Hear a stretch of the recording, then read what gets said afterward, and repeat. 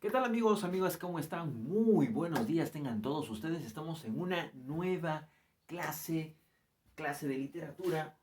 Estamos con el año de tercero de secundaria, ¿sí? Semana 29, tercero de secundaria. Y la clase de hoy, el tema de hoy, trata sobre el barroco español. Habíamos hablado de forma breve sobre el barroco español algunas clases atrás, ya más o menos unas 5 o 6, por ahí que de repente más, ¿ya? Pero ahora vamos a hablar un poquito más y vamos a darle un poco más de hilo al asunto, la siguiente clase y la clase que viene y ya por ahí un poco más. Ya vamos a hablar sobre el barroco español, ¿ya? Recuerda que hemos estado hablando antes acerca del Renacimiento, ¿no? Primer Renacimiento, segundo Renacimiento. Estuvimos viendo acerca de los reyes, estuvimos viendo acerca de sus representantes, como por ejemplo Garcilaso de la Vega, como por ejemplo Fray Luis de León, si te acuerdas. Estuvimos hablando del periodo de plenitud, estuvimos hablando un poquito de las novelas, de el famoso Lazarillo de Tormes. Yo me estaba yendo por otro lado ya. ¿Ya? Hablamos de Lazarillo de Tormes. Entonces, que estaba en la mitad, no estaba entre el Renacimiento y estaba entre el Barroco. Hoy vamos a hablar sobre el Barroco como tal. ¿Ya? Sobre el Barroco como tal. Muy bien. Para esto, aquí una imagen característica del Barroco, pero en pintura. En pintura. Tienes aquí, este cuadro se llama Las Meninas, de un famoso pintor que está por acá. Se toma uno de los primeros selfies de la historia o algo por el estilo, porque él se pinta pintando. ¿Ya? Curiosa imagen. ¿Ya? El pintor se pinta pintando. ¿Ya? Aquí está pintando, aquí ve su caballete. Aquí está pintando a unas niñitas, que son las famosas meninas, que son estas que están acá. Y esta es la infanta, o sea que es la hija de los reyes. Y atrás se ven a los reyes mirando el cuadro. Es un cuadro bastante interesante que tiene un montón de detalles. Un montón de detalles. ¿Ya? Un montón de detalles y de manera muy exagerada, que es algo de lo cual va a hablar siempre el barroco, porque el barroco tiene que ver con la exageración, el barroco tiene que ver con lo desmedido, el barroco tiene que ver con una suerte de pesimismo también, que vamos a ver a continuación. ¿Ya? Muy bien. ¿Qué es el barroco, profe? He dicho varias cosas. El barroco, amigos, es un movimiento literario, ¿ya? Que es el movimiento que le sigue al Renacimiento, ¿ya? Que le sigue al Renacimiento, que es un movimiento literario, un movimiento artístico y movimiento cultural desarrollado en el siglo XVII, ¿ya? En el siglo XVII. Algunos autores postulan que se ha podido desarrollar a fines del siglo XVI, que también es muy posible, ¿ya? También es muy posible. En España probablemente también se ha podido desarrollar a finales del siglo XVI, pero, de forma muy general vamos a decir que comienza en el siglo XVII, ¿sí? Comienza en el siglo XVII, lo hemos puesto, o a fines del siglo XVI, ¿ya? En las últimas décadas del siglo XVI, 1590, 1580, ya más allá tampoco, ya más atrás tampoco, de 1580 hacia adelante. Se originó inicialmente en Italia, ya más o menos se manifiesta, se dice que este movimiento del barroco tiene que ver originalmente con la arquitectura, ¿ya? Con la cúpula de la Capilla Sixtina, que ya no era renacentista, sino de otro estilo, ¿ya? Y hay un movimiento, se podría decir, que es intermedio entre el Renacimiento y el Barroco, que le llaman manierismo. ¿Ya? Pero esas cuestiones de artes plásticas, es decir, pintura, escultura, arquitectura, ¿ya? En la literatura vamos a decir que hay una etapa puente, que como ya lo has visto, ¿no? Etapa puente entre el Renacimiento y el Barroco, que por ejemplo en esa etapa puente está el famosísimo Lazarillo de Tormes, ¿ya? Muy bien. Pero aquí estamos en el barroco. Profe, la etimología, ¿qué cosa quiere decir barroco? Mira, si tú vas al diccionario, la palabra barroco tiene mucha relación con algo exagerado, con la exageración, ¿ya? Con algo muy abundante, ¿ya? Imagínate, no sé, amigo, amiga, tu tía, ¿ya? Una tía así lejana, tu vecina, no sé, ¿ya? Cuando se maquilla mucho, que se pone así una base así de, ¿no? Un espesor así, parece payaso, ¿sí o no? Cuando se maquillan, ¿no? ¿Ya? Por ejemplo, ese maquillaje es un maquillaje barroco, exagerado, ¿ya? Un montón de colores, ¿ya? Es una sopa de colores así medio rara, ¿no? ¿Ya? Maquillaje de noche le dicen, ¿no? Pero no parece, ¿no? Parece un payasito, ¿no? Eso, por ejemplo, puede ser una exageración. O de repente estas personas que se arreglan demasiado, ¿ya? Que tienen un traje de demasiados colores también, ¿ya? Vestimenta barroca, ¿ya? O de repente, en un sentido mucho más particular, ya no tanto a la broma, no tanto al chiste, ¿ya? Algún tipo de iglesia que tiene demasiados ornamentos, también se puede llamar a eso barroco. ¿Qué cosa es el barroco? El barroco tiene como etimología, ¿ya? Tiene como etimología dos cuestiones. Una de origen griego y otra que está ligado a un vocablo portugués. La del origen griego viene de la palabrita varos. Varos que quiere decir pesadez. ¿Ya? Pesadez. Es un probable origen de la palabra barroco. Y la otra es de el vocablo baroco, que quiere decir perla irregular. Es una perlita, ¿no? Pues que se encuentra en el mar, ¿ya? Pero no es una perlita redonda, sino es una perlita medio deforme, ¿ya? Que pues hace alusión al barroco, que es deforme, es muy exagerado, es muy ampuloso, tiene excesivos detalles, ¿ya? Si tú vas al diccionario, como te digo, la palabra barroco quiere decir exagerado, ¿ya? Caótico, ¿ya? Así como un cuaderno con un montón de subrayados, con composites, un montón de cosas, ¿ya? Barroco también, ¿no? ¿Ya? Hoy en día, pues, la palabra da pie un poco a la broma, ¿ya? Pero antes no necesariamente es eso, ¿sí? Muy bien, perfecto. Etapas de su desarrollo. Etapas de su desarrollo. A ver. El barroco como tal, en España es bastante peculiar, ¿no? No se podría decir con exactitud la periodificación exacta, porque no la habría, ¿ya? En cuanto a la literatura, es raro. En cuanto al arte en general, más raro aún, porque por ahí que de repente una obrita salió muy temprano y por ahí podemos expandir en unos cuantos años más la periodificación y eso se vuelve bastante confuso. Pero para ayudarnos tenemos un esquemita aproximado, ¿sí? Aproximado. Hay tres periodos, ¿ya?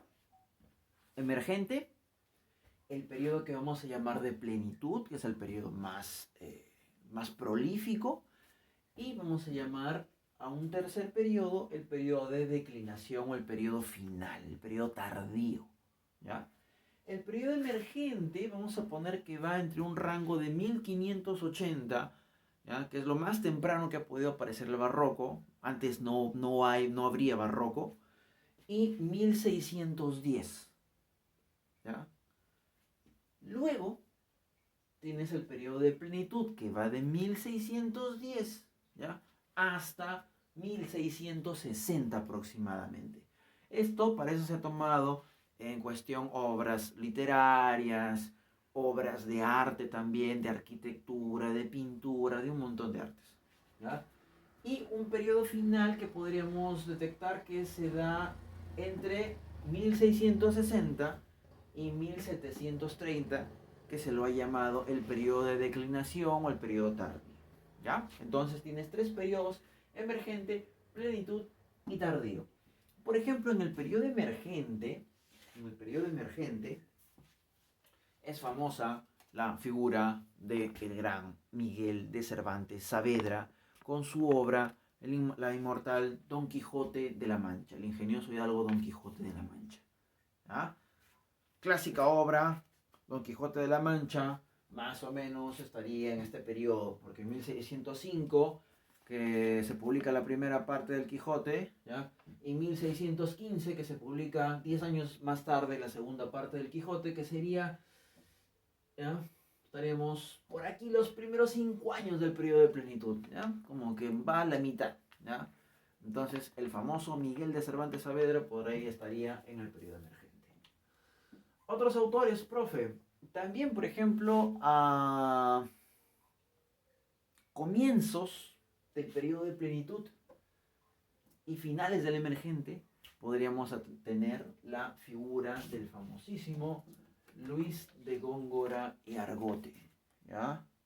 Luis de Góngora y Argote, grandioso poeta, el autor de las Soledades, que también por ahí podría estar en el periodo de plenitud, 1611 se publica Soledades, entonces por ahí más o menos podríamos ver un posible rango de historia, ¿ya? De cronología. ¿Ya? Luego hablaremos de Soledades, que es su obra más famosa. También, por ejemplo, es famoso en el periodo de plenitud, ¿ya? Y este ya con mayor precisión, Francisco de Quevedo y Villegas, grandioso poeta, grandioso poeta. Muy bien. ¿Ya? Y en el periodo de declinación tenemos una figura así que, ¿no? Que es muy importante, que es Pedro Calderón de la Barca, ¿ya? Que es probablemente uno de los últimos grandes representantes del barroco como tal en literatura, ¿ya? Muy bien, luego el barroco va a ir degenerándose en otro estilo, que le dicen rococó, pero eso ya no tiene mucho que ver con la literatura, ¿ya? Muy bien. Aquí, por ejemplo, hay otra figura importantísima, pero eso sería en el periodo de plenitud o emergente, a la mitad, que es el famosísimo Félix Lope de Vega, ¿ya? De estos autores ya vamos a hablar las siguientes clases, solamente estoy lanzando nombres para tener cierta ubicación y para que se te vayan haciendo familiares. Listo. Muy bien, vamos con el contexto, importantísimo. 4.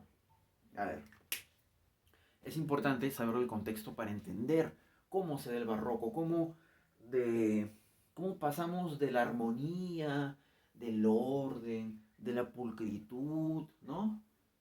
De este estudio muy humanístico, por ejemplo, este elogio a la naturaleza que hay en Garcilaso, que hay en Fray Luis de León, a el pesimismo, la visión exagerada, eh, el espíritu desmedido que se da pues en el barroco, ¿no? Como que se vuelve un poco más dark, ¿ya? Va desde algo muy luminoso a algo muy oscuro. ¿Cómo se vuelve así, profe, la literatura española? Mira, si tú ves, en el Lazarillo de Tormes ya hay cierta oscuridad, ¿no? Los personajes poco a poco, ¿ya? Poco a poco se van volviendo un poco más pesimistas, ¿ya? No tanto como en la vida retirada, por ejemplo, la Oda a la vida retirada, ¿no? O las églogas, ¿ya? Hay como que una suerte de devenir un poco más pesimista. Y eso se nota mucho más aquí en el barroco. ¿Por qué? La respuesta es, amigos, como siempre, casi siempre en la historia, la guerra. La guerra, profe, sí, la guerra. España, hasta donde entendíamos, era una potencia mundial en aquella época, ¿cierto? ¿Te acuerdas en el periodo de Garcilaso? Carlos I, ¿sí o no? Era amigo de Garcilaso en cierta forma. Pues en la época de Carlos I, recuerda que estamos en la dinastía Habsburgo, el comienzo de la dinastía Habsburgo. España conquista el Perú, conquista México, tiene un montón de dinero, un montón de oro, le va excelente, le va muy bien, era el patrón de patrones. Luego con Felipe II también más o menos las cosas van por ahí. Luego de la muerte de Felipe II, casi el final del reino de Felipe II, ahí las cosas empiezan a empeorar, ¿ya? ¿Qué pasa luego de todo esto? Mira, el barroco se va a enmarcar en un gran conflicto político, una guerra. ¿Cómo se llama esta guerra? La guerra famosísima, nombrada aquí, es la guerra de los 30 años. La guerra de los 30 años que dura ¿cuánto? Apenas sea vivo, ¿no? 30 años, pues ni modo que de 40, ¿sí o no? Se da entre 1618 y 1648. 30 añazos que pues se van a enmarcar en una serie de peleas. ¿Por qué, profe? ¿Cuál es la causa de las guerras? La causa, amigos, amigas, no hay otra más que la religión, ¿ya? Es la religión. Es una guerra entre protestantes contra católicos, ¿sí? Es una guerra de religión. Mira que esto ya venía de atrás. ¿Te acuerdas que Felipe II era un rey muy religioso? Y en Felipe II, que fue el rey que le tocó al segundo renacimiento, más o menos en contexto, la literatura se volvió muy religiosa en España. Prueba de ello tienes a Fray Luis de León, ¿ya? Aquí, por ejemplo, ¿ya? Se intensifica un poquito la cuestión porque a España, como era un país muy católico, se estaba dando cuenta que cada vez había más países protestantes. Entonces España se sintió en la obligación de defender pues sus intereses políticos, religiosos, comerciales, y junto a otros países, entre ellos por ejemplo estaba el SIRG, que es el Sacro Imperio Romano Germánico, o sea, algunos países alemanes, reinos alemanes mejor dicho, sino países, reinos, se enfrentaron contra los protestantes, que ya para ese entonces eran varios. Estaba Francia a la cabeza, Inglaterra, el imperio sueco, el imperio danés también, habían varios reinos en conjunto que eran protestantes, que no eran necesariamente católicos, ¿ya? Contra el catolicismo a ultranza de España, ¿ya? ¿Cuál fue el resultado, profe? Pues a España las cosas no le sonrieron esta vez, le dieron katana, güey, ¿ya? Le ganaron España, ¿ya? Le ganaron España, le dieron bien feo, ¿ya? Muy bien. ¿Qué fue? ¿Qué pasó? ¿Ya? Los protestantes ganaron, pues aplastaron a los católicos, se los llevaron por encima. Y a partir de ese momento, la guerra trajo como resultado la decadencia de la hegemonía española. Es decir, España dejó de ser, ¿ya?, el país más importante, más fuerte, más poderoso del momento, del mundo, y le cedió la posta a uno de los países que había ganado esta guerra de los 30 años, el país que se consolidó como el más importante y el más fuerte del momento, y se convirtió en la nueva potencia mundial en la segunda parte del siglo XVII, fue no otro más que Francia. ¿Ya? Francia se volvió el nuevo país importante en Europa, el más de todos, ¿ya? Algo así como Estados Unidos o Rusia actualmente, ¿no? Muy bien. Entonces, pues a los españoles las cosas les estaban yendo bajo, ¿ya? Tenían colonias, por ejemplo, el Perú era una de sus colonias, México seguía siendo, pero bueno, pues ya no había tanto oro, ya no lo estaban pasando muy bien, ya no eran los más de Europa, habían países que eran superiores a ellos. Entonces, poquito a poco, las cosas fueron bajando. Había una atmósfera de pesimismo, la gente había perdido, ¿no? Los reyes estaban como que con una onda de ya no quiero hacer nada, ¿no? Mira a mi abuelito, mira a mi bisabuelo y yo no hago nada, ¿no? Una cosa así, ¿no? Estaban así con los ánimos abajo. Y es así como se da esa atmósfera de pesimismo en esta época. Mira, en esta época se dan los reinados de, seguro te acuerdas, Felipe III, ¿sí? Hijo de Felipe II, Obi, ¿ya? Entre 1598 y 1621. Felipe IV, ¿ya?, que era considerado el rey planeta, ¿ya? Felipe IV, entre 1621 y 1665. Y vamos a cerrar la dinastía de los Habsburgo con Carlos II el Hechizado. ¿Te acuerdas? Un feíto, ¿no?, que tenía problemas para tener descendencia, ¿ya? Que tenía la carita medio deforme. El man había salido raro, pues, ¿ya? Sinceramente, así había salido mal, ¿ya? Entre 1665 y 1700, y con él se podría decir que más o menos acaba el periodo del barroco y entramos a otro periodo, ¿no?, que es posterior. Muy bien. Las características del barroco. Mira, hoy voy a poner algunas, porque no voy a terminar hoy con las características. Eso lo vamos a ver la clase que viene. En la clase que viene vamos a ver la segunda parte de las características. los representantes y un poquito más de la periodificación. ¿Ya? Los representantes sobre todo me voy a encargar más la siguiente clase, pero esa es la siguiente. Ahora hablemos de algunas cuantas características, las elementales sobre todo. Primera característica, se opone a la visión renacentista.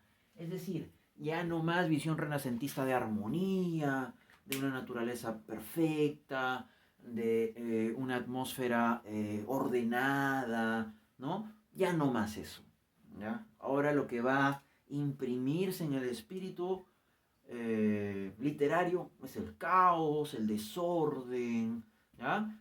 Una visión pesimista, como te digo, ¿no? Y por eso viene la segunda característica, muestra pesimismo, claro, porque ha sido derrotado España en la guerra. ¿Qué querías? ¿Que estén bien? ¿Que estén contentos? Pues no, ¿ya? Una actitud de desengaño, es decir, desengaño quiere decir, bueno, pues no, no me importa nada, ¿no? No quiero nada con nadie, ¿ya? Chau, me voy a dormir, ¿no? Y evasión. Evasión quiere decir que poco o nada le importan las cosas, ¿ya? Se va de la realidad, no quiere. Prefiere lo fantástico. Otra característica, visión exagerada. Muy exagerado, ¿sí? Muy exagerado. Aquí hay una suerte de espíritu gigantesco, ¿ya? La imaginación vuela, hay mucha fantasía, ¿ah? Mira, por ejemplo, esto. Esta es una famoso interior, ¿ya? En la catedral de Río, ¿no?